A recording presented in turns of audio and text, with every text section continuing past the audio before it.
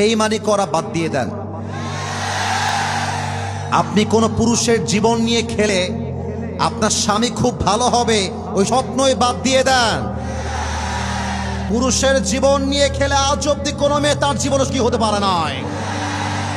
মাথায় রাখবেন, পুরুষের বদদোয়া কিন্তু আরশ পর্যন্ত পৌঁছে যায়। আমরা পুরুষরা মেয়েদের মতো ম্যানমাইয়ে কানতে পারি না। আমার বুকের মধ্যে কলিজা আঘাত লাগলে এটা আল্লাহর আরশ পর্যন্ত কেঁপে যায়। আপনারা মিথ্যা হাসি দিয়ে যুবকদের বিশ্বাস নিয়ে খেলেন, এটা আমি জানি। সব মেয়েকে আমি এক পাল্লায় মাপতে চাই না, বাট কিছু মেয়ের জন্য হাজারো চরিত্রবান মেয়ের বদনাম হয়ে যায়। আজকালকার বেশিরভাগ মেয়েরা বোরকা পরে পার্কে প্রেম করে বেড়ায়। বলো, বোরকা দেখলেই মনে হবে यार ये तो अभी कभी जन्नत से भाग दुनिया में आई है, माशाअल्लाह, वाओ, इतनी खूबसूरत, हाथ में भी मोजा, पाए में भी मोजा, हर जगह तो पर्दा ही पर्दा है मेरे दोस्त। लेकिन बात क्या है, ऊपर में फिटफाट, अंदर में पूरा है सदरघाट। আমার প্রিয় বোন, আমি আপনাকে রেসপেক্ট দিয়ে বলছি, আপনি বোরকা পরছেন, এটা ইসলামের আদর্শের প্রতীক। বোরকা পরে নষ্টামি করতে মন চাইলে বোরকা খুলে ফেলেন, জিন্সের প্যান্ট আর টি শার্ট পরে প্রেম করে বেড়ান।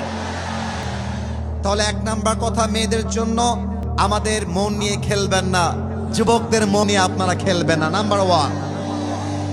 নাম্বার টু, প্রিয় বোন আমার, আমি আসিফ হুজুর আপনাকে আপনার বড় ভাই হিসেবে বলছি, বিয়ের সময় আসলে টাকাওয়ালা খুঁজা দিয়ে দিনদার খুঁজে আপনাকে বের করতে হবে। কেন আপনি টাকার পেছনে দৌড়ান? কিছু মেয়ে দেখবা দিনদার পছন্দ হয় না, গাঞ্জাখোর বেশ পছন্দ হয়। বলো, আর গানখোর তো নিজের জীবনের মূল্য নিজেই বোঝে না, ও তার বইয়ের মূল্য বুঝবে কেমন করে? তোমরাই বলো আমাকে, সবাই বলো। গাঞ্জাখোর দেখলে ক্রাশ হয়, গাঞ্জাখোর দেখলে পছন্দ হয়, আর দাড়িওয়ালা দেখলে খ্যাত হয়। আপনার লজ্জা হওয়া দরকার। মাথায় রাখবা, যেই মেয়ের দাড়িওয়ালা পছন্দ নয়, তার জন্য বিটিএস এর হিজড়া ছাড়া সেকেন্ড কোন অপশন আমাদের কাছে নাই। আল্লাহ মেয়েদেরকে চরিত্রবান যুবক দেখে বিয়ে করার তৌফিক দান করুক। পড়েন সবাই আমিন। আমিনটা আসতে হয়েছে, জোরে বলেন, আর একবার বলেন।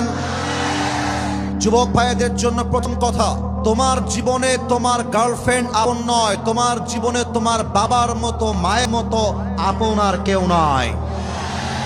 কোন মেয়ের জন্য ক্যারিয়ার নষ্ট করবা না। মেয়ে মানুষ জীবনে আসবে যাবে, বাপের মতো মায়ের মতো আপন কাউকে খুঁজে পাওয়া যাবে না।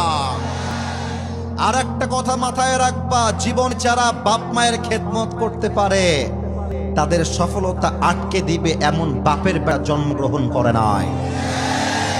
তোমরা আমাকেই দেখো, আমি অধম, আমি নিজেকে অযোগ্য মনে করেই বলছি। আমি যে স্টেজে বসে কথা বলছি তোমরাই ভালোবাসো তা কিন্তু নয়। লাখো কোটি যুবক আমি অধমকে ভালোবাসি, অহংকার নিয়ে কসম করে বলছি, আমি অহংকার নিয়ে বলছি না। এটাইতে হাজারো বড় প্রোগ্রাম আমাকে আল্লাহ তাআলা করার সুযোগ দেন। বিশ্বাস করেন, আমার চাইতে আমার ভাইয়ের যোগ্যতা বেশি। বিশ্বাস করেন, আমার চাইতে আমার ইমাম সাহেবের বয়স বেশি, কাবিলিয়াত বেশি, কোয়ালিফিকেশন বেশি, যোগ্যতা বেশি।